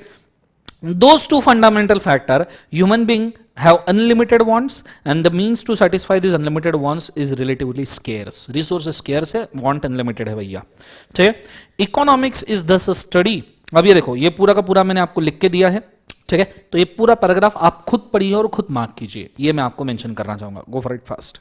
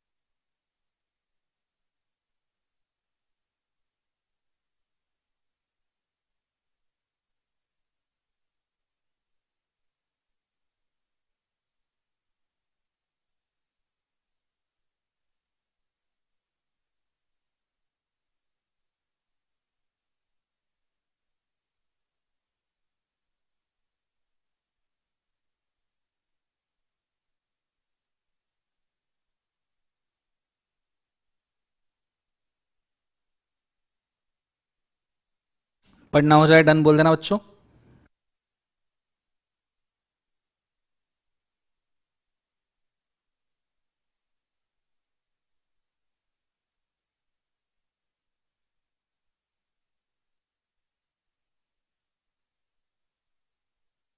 बहुत बढ़िया, शानदार, जबरदस्त, जिंदाबाद।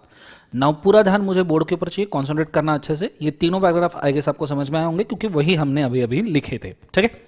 नाउ हम जा रहे हैं दूसरे पार्ट के ऊपर, इसके अंदर जो यहां हमको समझना जरूरी है वो है हम कौन से टाइप का इकोनॉमिक्स पढ़ने वाले हैं।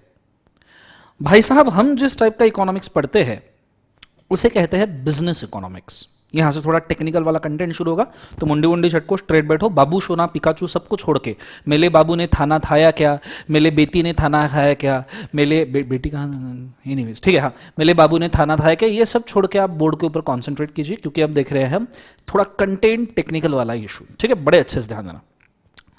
बिजनेस इकोनॉमिक्स का एक और नाम है मैनेजरियल इकोनॉमिक्स। मैनेजरियल इकोनॉमिक्स मतलब मैनेजरशिप वाला इकोनॉमिक्स, मैनेजर से रिगार्ड इकोनॉमिक्स। मैनेजर ये वर्ड को आप एक और सेंस में ले सकते हो। मैनेजर्स नॉर्मली कौन सा काम करते हैं, तो मैनेजर्स नॉर्मली काम करते हैं भाई साहब डिसीजन मेकिंग का। Managers normally make decision making का काम करते हैं। तो आप इसको ये भी कह सकते हो कि business economics is managerial economics that is decision making economics, ठीक है, ये भी आप इसको बोल सकते हो।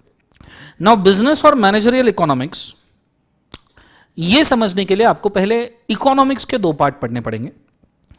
इकोनॉमिक्स के दो पार्ट होते हैं बच्चों, एक होता है माइक्रो इकोनॉमिक्स, छोटू सा इकोनॉमिक्स, छोटू सा, लिटिल लिटिल छोटा, स्मॉल मिलाते जाओ लार्ज बनाते जाओ वाला, ठीक है, छोटू सा इकोनॉमिक्स, छोटे छोटे छोटे छोटे भरना, फिर एक खंबा हो जाएगा। अरे मतलब छोटे छोटे छोटे छोटे पार्ट्स, ऐसे ईंटें वगैरह आप लगाओगे तो एक खंबा खड़ा हो जाएगा, ये बोल रहा हूं मैं। तुम गलत मत सोचो जिंदगी के अंदर। स्मॉल स्मॉल छोटी छोटी ईंटें लगाते जाओ तो बड़ा एक खंबा, मतलब ईंटें लगा के रेडी हो जाएगा। तो micro economics is a small small part. Micro economics है छोटी छोटी चीजों का, ये ईंटों का इकोनॉमिक्स है। जो आप ईंटें लगा रहे हो खंबे में, उसको कहते हैं माइक्रो इकोनॉमिक्स। ठीक है, और दूसरा होता है मैक्रो इकोनॉमिक्स। मैक्रो, बड़ा, खंबे का इकोनॉमिक्स। खंबा मतलब ईंटों का, खंबे की मैं बात कर रहा हूं, तुम जिंदगी में अच्छा सोचा करो। ठीक है, सो स्मॉल मिलाते जाओ, लार्ज बनाते जाओ। जो तुम स्मॉल मिला रहे हो that is a micro economics, और जो तुम लार्ज बना रहे हो that is a macro economics. तो इसको थोड़ा पढ़ते हैं और क्लियर होगा। स्टडी ऑफ इंडिविजुअल, एक इकलौते पर्सन की, इकलौता, लोटा मतलब लोटा नहीं नालायक, इकलौता, इकलौते पर्सन का, ऑर्गेनाइजेशन का इकोनॉमिक सिस्टम को हम कहते हैं माइक्रो इकोनॉमिक्स। किसी इंडिविजुअल का या किसी ऑर्गेनाइजेशन के, एक पर्सन के इकोनॉमिक्स को हम कहते हैं माइक्रो इकोनॉमिक्स। एक पर्सन का, एक सिंगल पर्सन का इकोनॉमिक्स है माइक्रो इकोनॉमिक्स। ठीक है, जैसे फॉर एग्जाम्पल, एक मस्त एग्जाम्पल लेते हैं। ठीक है, जैसे किंगफिशर बियर। किंगफिशर पता है ना, किंगफिशर विजय माल्या वाला जिंदगी के अंदर, किंगफिशर बियर। किंगफिशर बियर पता है सबको, हाँ है ना। किंगफिशर बियर समझो एक ऑर्गेनाइजेशन है। किंगफिशर बियर ऑर्गेनाइजेशन है। ठीक है, अब उसके अंदर बियर का प्राइस क्या रखना, जो ये बियर को पीने आते हैं उनकी इकोनॉमिक कंडीशन कैसी है। अब किंगफिशर बियर एलिट ब्रांड, देसी वेसी पीने वाले लोग तो नहीं आएंगे। जो एटलीस्ट मिडिल क्लास लोग हैं, हायर मिडिल क्लास लोग हैं या क्रीम क्लास लोग हैं, वो ये बियर पीने आएंगे। तो भैया इकोनॉमिक कंडीशन का है कंज्यूमर का, प्राइसिंग के अंदर कौन कौन से फैक्टर आएंगे, बियर के अंदर बॉटल कौन सी, बॉटल अच्छी दिखने वाली चाहिए क्या, इसकी टिकर कैसे, मार्केटिंग के लिए पैसा कितना, तो प्राइसिंग के फैक्टर्स। बियर डिस्ट्रीब्यूशन का लोकेशन कहां रहेगा, बियर कहां मैन्युफैक्चरिंग करेंगे। आपको पता है महाराष्ट्र में सबसे ज्यादा लिकर मैन्युफैक्चरिंग के यूनिट्स है औरंगाबाद में। मैक्सिमम कंपनीज खुद के लिकर मैन्युफैक्चरिंग यूनिट औरंगाबाद में लगा के बैठे हैं महाराष्ट्र में। ऐसा इंडिया में बहुत सारी जगह पे है। तो वहां सेज है, वहां ड्यूटी वगैरह कम पड़ती है, कॉस्ट कम पड़ती है, लेबर बहुत जल्दी मिल जाता है, इसलिए इंडस्ट्री लोकेशन भी मायने रखता है।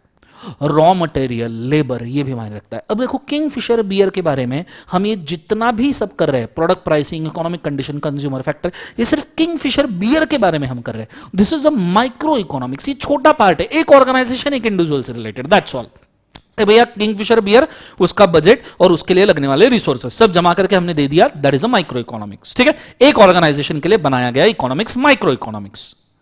वही ऐसे पूरे इंडस्ट्री को इकोनॉमिक्स में जमा करो, beer industry, software industry, liquor industry, real estate industry, और देश का इकोनॉमिक्स बना दो, पूरे देश का इकोनॉमिक्स या दुनिया का इकोनॉमिक्स या स्टेट का economics, for that matter state का इकोनॉमिक्स, इसे हम कहते हैं macro economics. Macro, MACRO, study of overall economic phenomenon of the world और द नेशन और the state rather than individual और ऑर्गेनाइजेशन। इंडिविजुअल ऑर्गेनाइजेशन छोड़ के पूरे दुनिया का, देश का या राज्य के इकोनॉमिक्स को हम कहते हैं मैक्रो।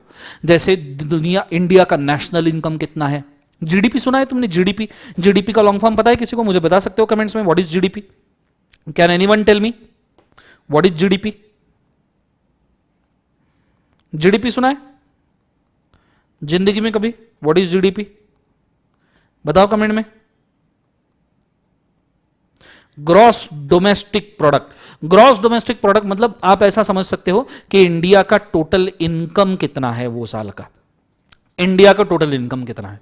अब ये इसके अंदर beer, software, Kingfisher beer, Infosys, TCS, Tanishq, Titan, Land Rover, Jaguar, Indian hotel industry, Tata के वेंचर, रिलायंस, इन्फोसिस, सभी कंपनीज मिलकर इंडिया का जीडीपी क्रिएट होगा। मैक्रो इकोनॉमिक्स, बड़ा economics.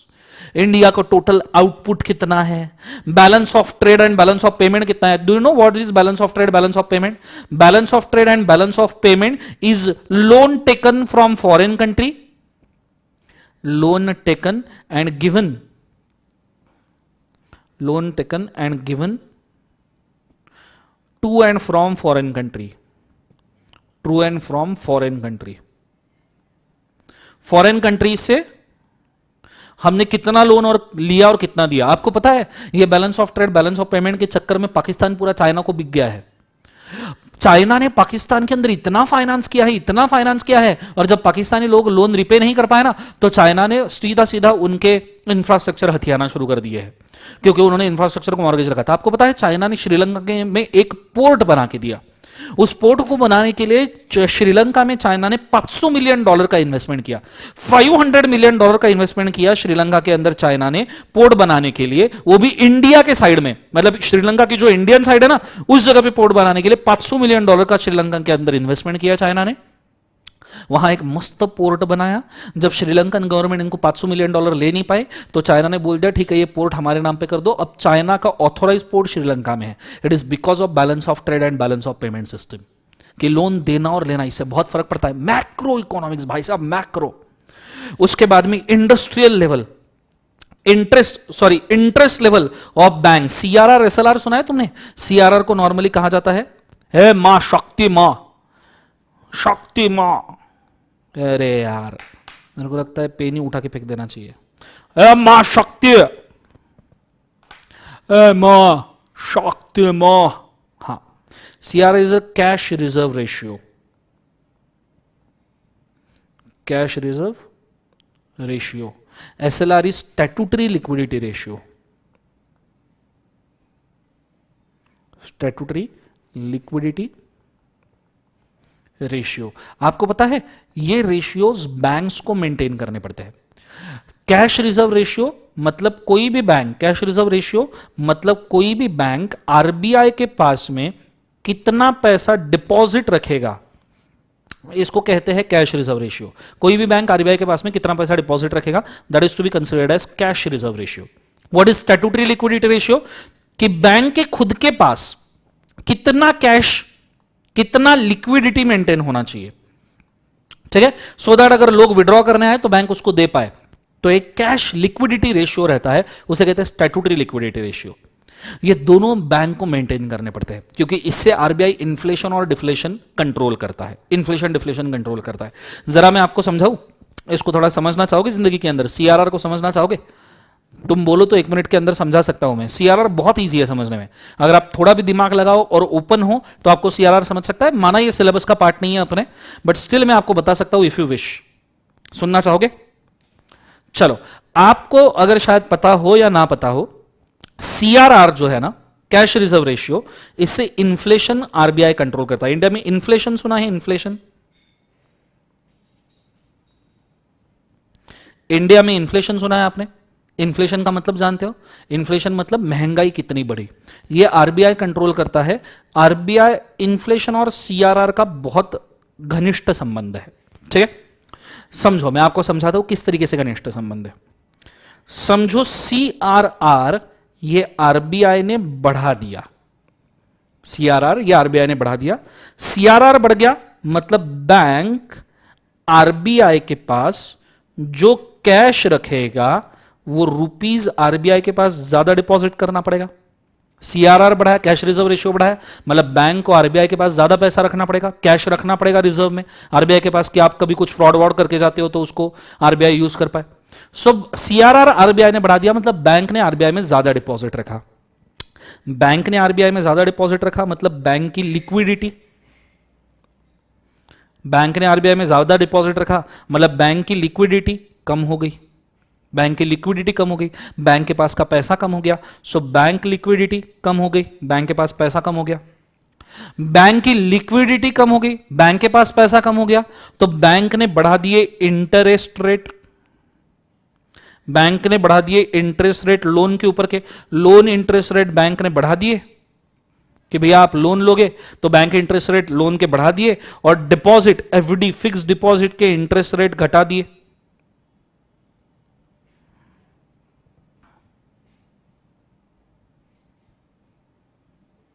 Sorry, my mistake, FD का यहां सेंस नहीं है।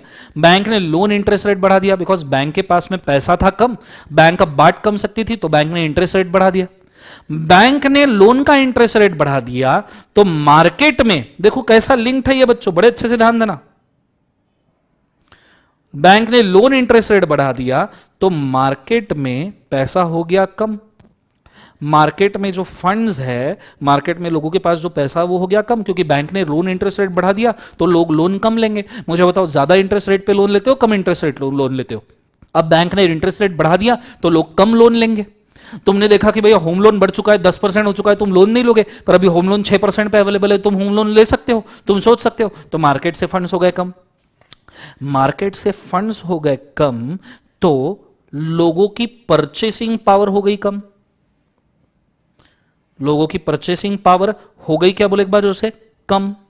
क्योंकि मार्केट में फंड्स ही नहीं है तो लोग कुछ खरीद ही नहीं सकते। लोगों की परचेसिंग पावर हो गई कम, मतलब लोगों की डिमांड हो गई कम। मतलब लोगों की डिमांड हो गई कम, डिमांड इज रिड्यूस, और डिमांड मार्केट में कम हो गई, इसका सिंपल मतलब है मार्केट में इन्फ्लेशन कम हो गया। इन्फ्लेशन कम हो गया, मतलब सी इन्फ्लेशन कब होता है, मार्केट में चीजों की प्राइस कब बढ़ती है, जब डिमांड बहुत ज्यादा होती है। अब अगर मार्केट में डिमांड ही कम हो गई तो इन्फ्लेशन कम हो गया। तो जैसे ही बैंक सीआरआर बढ़ाता है ना, इन्फ्लेशन रिड्यूस होता है। बैंक सीआरआर, आरबीआई सीआरआर बढ़ाता है, कैश रिजर्व रेशियो, इन्फ्लेशन कम होगा। आरबीआई ने सीआरआर कम कर दिया, लेट्स सी यहां पे हम ऐसा समझते हैं कि आरबीआई ने सीआरआर कम कर दिया। 2 मिनट के लिए इमेजिन करते हैं कि आरबीआई ने सीआरआर कम कर दिया, तो बैंक में लिक्विडिटी जाएगी बढ़, ठीक है, बैंक के पास कैश ज्यादा हो जाएगा। बैंक के पास कैश ज्यादा हो जाएगा, बैंक लोन के इंटरेस्ट रेट कर देगी कम। बैंक ने लोन के इंटरेस्ट रेट कर दिए कम, लोगों ने मार्केट में फंड्स लोन के तौर पे उठाए ज्यादा, मार्केट में फंड्स उठाए ज्यादा, परचेसिंग पावर बढ़ गई, परचेसिंग पावर बढ़ गई, डिमांड बढ़ गई, डिमांड बढ़ गई, इन्फ्लेशन भी बढ़ गया। ये होता है सीआरआर, इसे कहते हैं मैक्रो इकोनॉमिक्स। आरबीआई हमेशा सीएलआर एसएलआर के रेशियो इसी इकोनॉमिक्स के तौर के ऊपर देती है। ये समझने वाली बात है, ये चीज को बड़े अच्छे से याद रखना। कंसेप्ट समझ में आ रहा है, ये चीज को बड़े अच्छे से याद रखना, ये चीज को बड़े अच्छे से अंडरस्टैंड करना, ठीक है। तो यही मैं बोल रहा था, bank interest rate CLR SLR ऐसे मेंटेन करती है। फिर फॉरेन एक्सचेंज का वैल्यू, हम हर बार चिल्लाते हैं यार डॉलर की वैल्यू बढ़ रही है, रुपीस की वैल्यू कम हो रही है, डॉलर की वैल्यू बढ़ रही है, रुपीस, क्योंकि मार्केट में रुपीस की डिमांड कम है डॉलर के बदले में, डॉलर की डिमांड ज्यादा है, इसलिए रुपीस की वैल्यू कम हो रही है। That is macro economics. Employment, India में एम्प्लॉयमेंट, मैन्युफैक्चरिंग कंसर्न, ये सब चीजें डिस्कस करना। Employment, raw material, resources etcetera, ये सब चीजों को इंडिया लेवल पे डिस्कस करना इज अ मैक्रो इकोनॉमिक्स, ठीक है। तो मैं चाहूंगा इकोनॉमिक्स के 2 पार्ट को भी आप लिख के रखो, और समझ में आया क्या, मुझे जलूल जलूल बोलना, उसके सिवा हम आगे नहीं बढ़ेंगे। समझ में आया क्या, जरूर बोलना।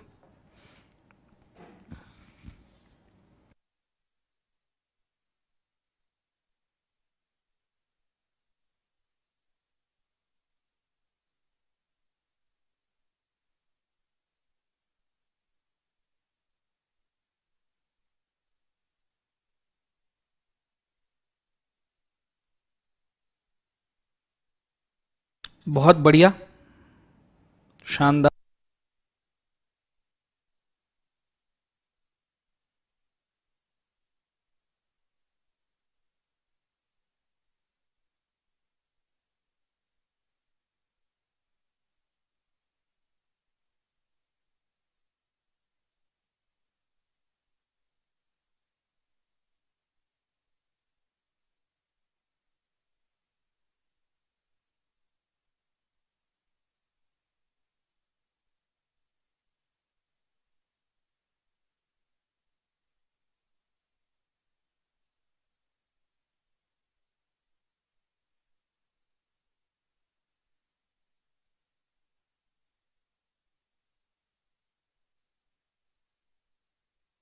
लोन पहले ही सैंक्शन हो गया, किसी ने पूछा है लोन पहले ही सैंक्शन हो गया, बाद में इंटरेस्ट रेट चेंज होता है, कितना चेंज होगा? बेटा उसे फ्लोटिंग रेट ऑफ इंटरेस्ट कहते हैं, वो डिपेंड होता है लिबोर मिबोर पे, आगे हमको आएगा उसमें मैं बताऊंगा। बट वो फ्लोटिंग रेट ऑफ इंटरेस्ट होता है, वो उतना ही चेंज होता है जितना आरबीआई के गाइडलाइन के हिसाब से अलाउ किया गया है, उससे ज्यादा चेंज नहीं कर सकती बैंक।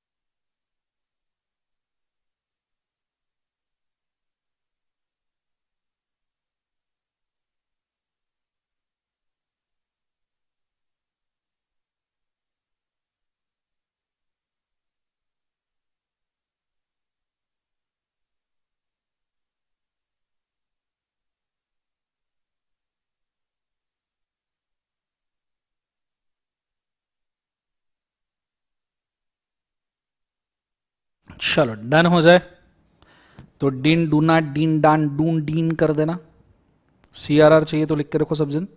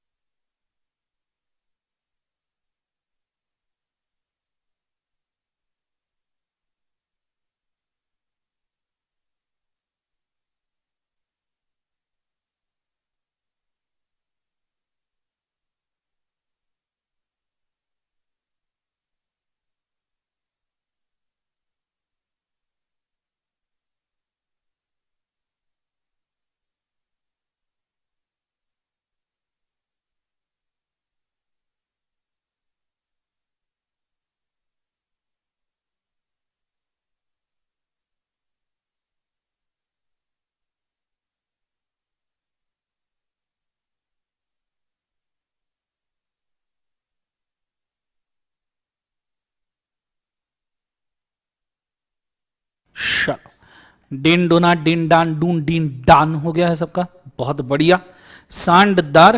तो यहां मैंने आपको इकोनॉमिक्स के पार्ट्स बता दिए, इकोनॉमिक्स का कंसेप्ट बता दिया है।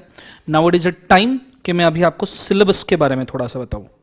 सिलेबस आ जाइए, hold.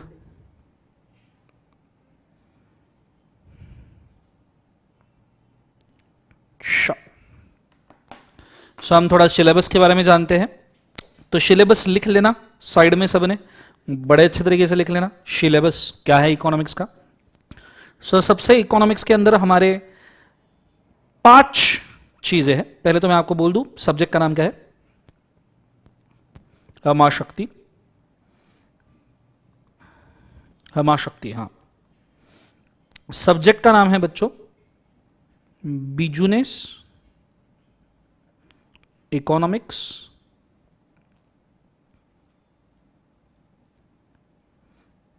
And business commercial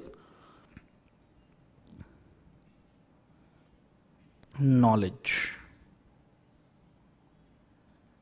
business economics and business commercial knowledge. Now इसको हम फर्दर डिवाइड करेंगे 2 पार्ट्स में। पहला पार्ट है business economics,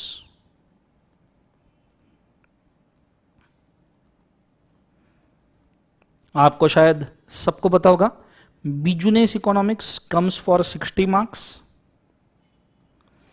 and business commercial knowledge BCK come for 40 marks.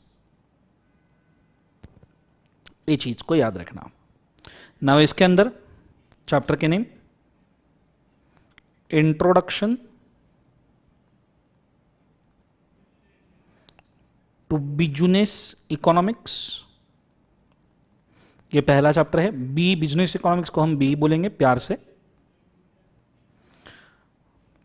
दूसरा चैप्टर है theory of demand and supply,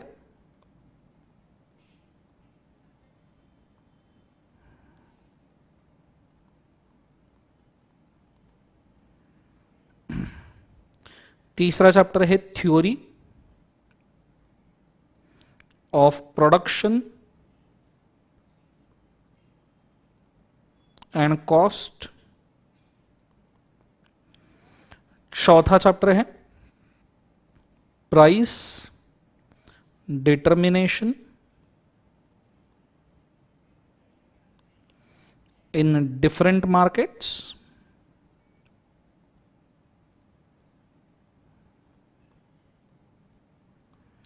और पांचवा चैप्टर है बिजनेस साइकिल।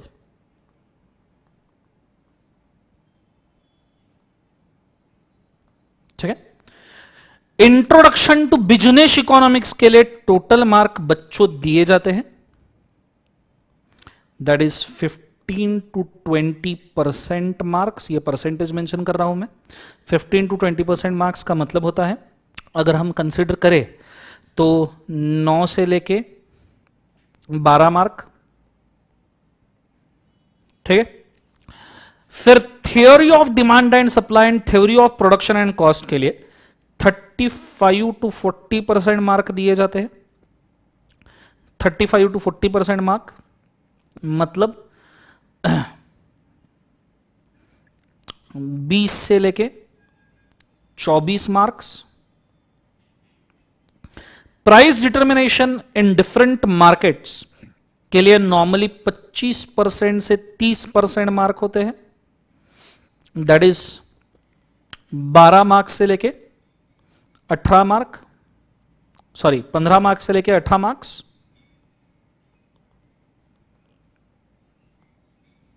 ठीक है। और बिजनेस साइकिल के लिए होते हैं 15 से 20% मार्क, मतलब 9 से लेके अगेन 12 मार्क्स। ये वेटेज है आपके इकोनॉमिक्स का। बीसीका का वेटेज हम बीसीके के फर्स्ट लेक्चर में देखेंगे। ठीक है, ये चीज को याद रखना। ये आपका सिलेबस है, मैं चाहूंगा इसको भी फ्रंट पेज पे कहीं तो भी लिख लो, रजिस्टर में, गो फॉर इट फास्ट, या बुक के ऊपर भी लिख सकते हो।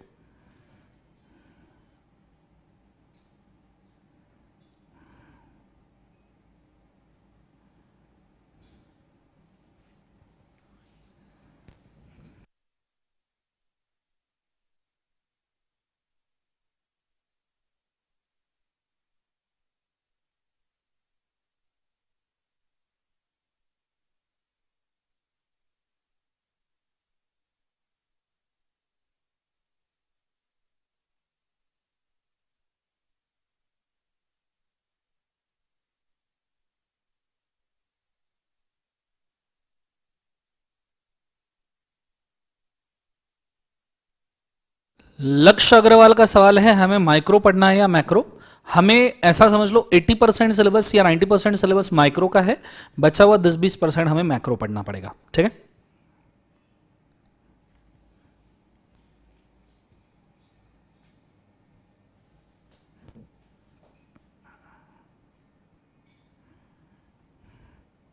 Hello hello hello.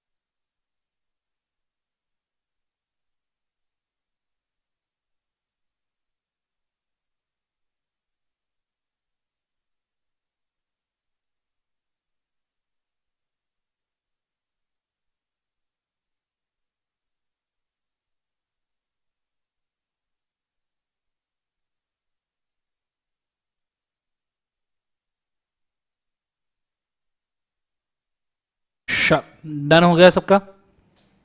ओके। सो यहाँ पे आपका इकोनॉमिक्स का मैंने सिलेबस भी बोल दिया है। आई गेस हम आज यहाँ पे काफ़ी करते हैं। This is all for today for the economics. Regular lectures के अंदर लाइव स्ट्रीम वालों को मैं बोल दूँ, मैंने ये डिसाइड किया है 1 बाय 1 डे से बेटर ऐसा है कि हम 2 घंटे क्लास लेने वाले हैं, उसमें से 1 घंटे लॉ चलेगा, 1 घंटे इकोनॉमिक्स चलेगा, तो आपको बोर भी नहीं होगा और कंटेंट भी हम काफ़ी अच्छे से क्रिएट कर पाएंगे। ये चीज़ को आपने बड़े अच्छे से याद रखना, साथ साथ में चलेगा तो किसी भी सिलेबस का कोई भी टेंशन नहीं होगा, ठीक है। ये चीज़ को याद रखना। चलो आज के लिए हम इतना काफ़ी करते हैं। This is all for today. Have a nice day. शब्बा खैर, good day, God bless you, take care, शब्बा खैर, दसविदा नहीं अलविदा, ठीक है। ये चीज़ को याद रखना। Bye bye.